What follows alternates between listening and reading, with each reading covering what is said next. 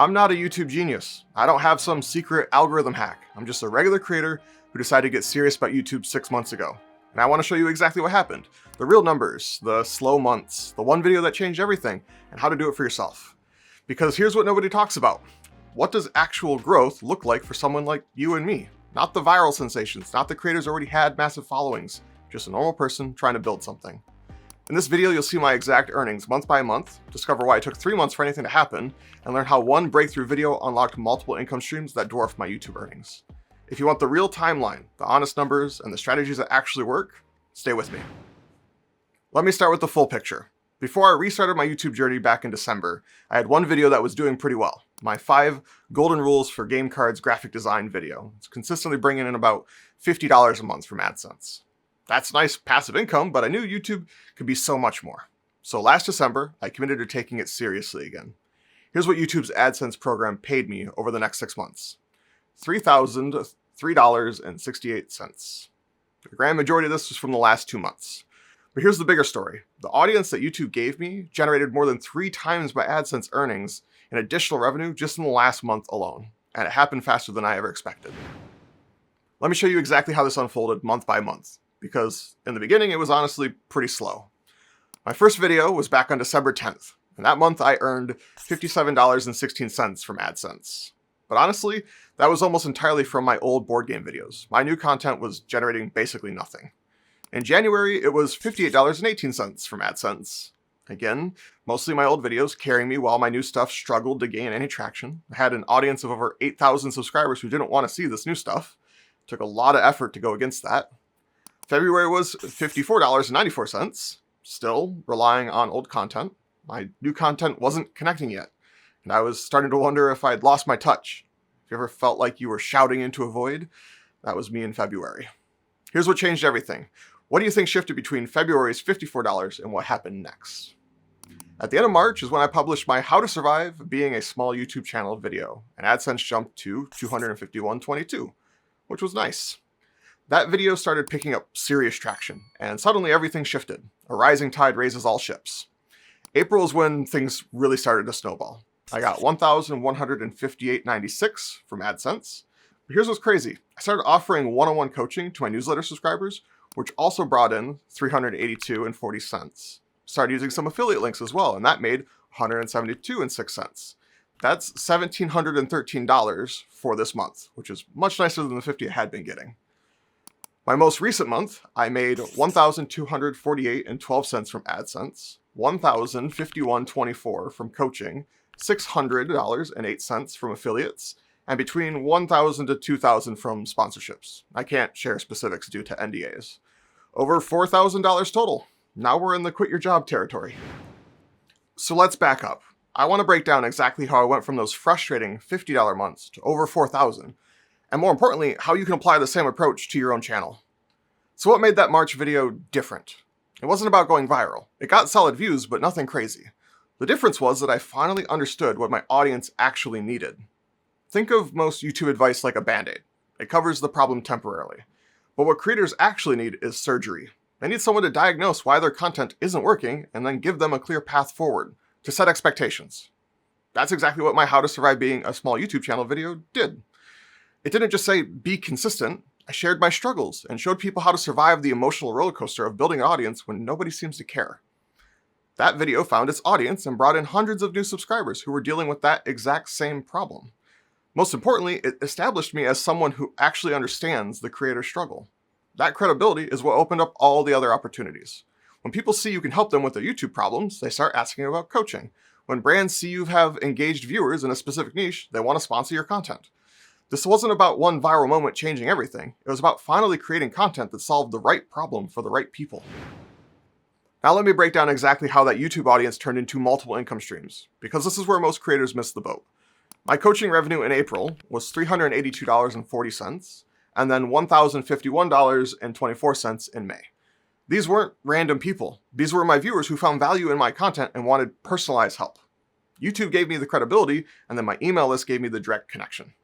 My affiliate income in April was $172.06, and then $600.08 in May. I only promote tools that I actually use in my content creation process. When you're genuinely helpful, people trust your recommendations. I began my sponsorships in May for between $1,000 and $2,000. And sorry, I can't share specifics due to NDAs. But here's what's interesting about sponsorships. They didn't reach out until after that video found its audience. And it wasn't about hitting a specific subscriber count, but more about the consistent views that I was suddenly getting. That video helped me break through the plateau I was stuck at, and people started to realize I existed. Since the algorithm was finally paying attention to my content, brands noticed my existence and figured I must be doing something right. YouTube paid me $3,003.68 in 6 months. But the audience that YouTube gave me generated over $4,000 in just the last month alone.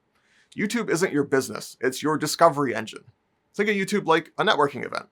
You don't go to make money at the event itself. You go to meet people who might want to work with you later.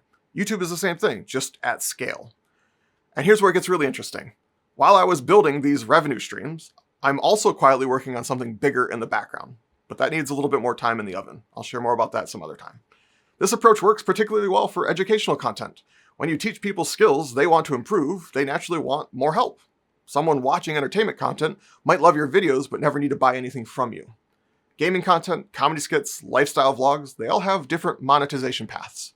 But the principle stays the same. YouTube gives you attention, and you figure out how to serve that audience in ways that also supports you financially. What's fascinating is how everything started to snowball once I gained momentum. Success on YouTube works like gravity. The more mass you build, the more it pulls things towards you. Getting consistent views signaled to sponsors that I was worth paying attention to, and they started reaching out with opportunities. Then having sponsors in my videos became social proof. Real companies trusted me with their marketing budgets. That credibility boost led to more people trusting me and asking about coaching. Views attract sponsors. Sponsors create credibility. Credibility attracts coaching clients. Coaching experience makes content even more valuable. More valuable content brings in more views. This weird cycle is where each success makes the next one easier. But here's what I wish someone had told me. The number of subscribers matters less than the engagement and the consistency of views.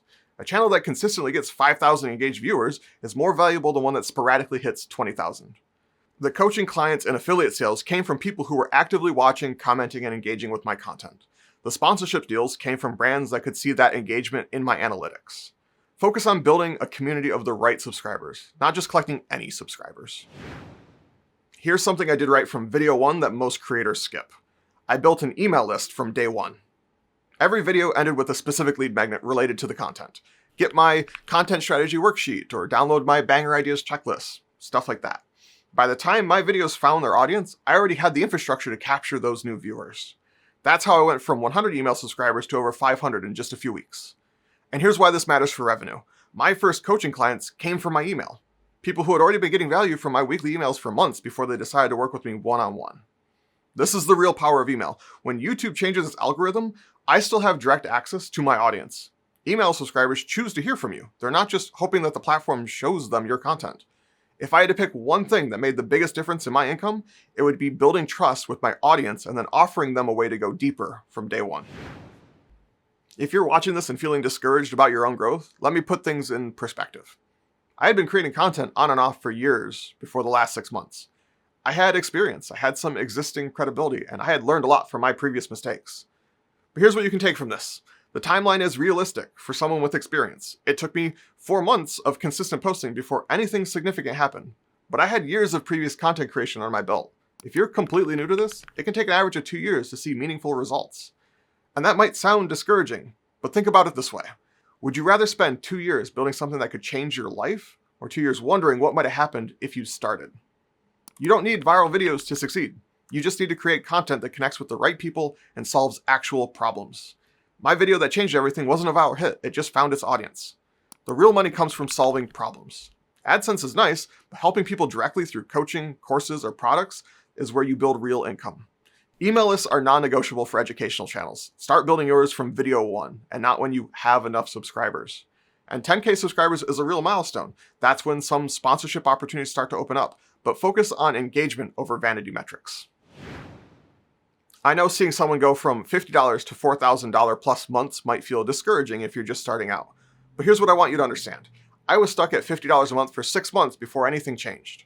The difference wasn't luck or viral content. It was consistency. Focus on serving my audience and building the right systems from the beginning. Your audience connecting video is coming. You just don't know which one it'll be yet. And that's actually the exciting part. It could be your next upload. So keep creating, keep serving, keep building those relationships. The creator economy rewards people who stick around long enough to get good at it, and you're closer than you think.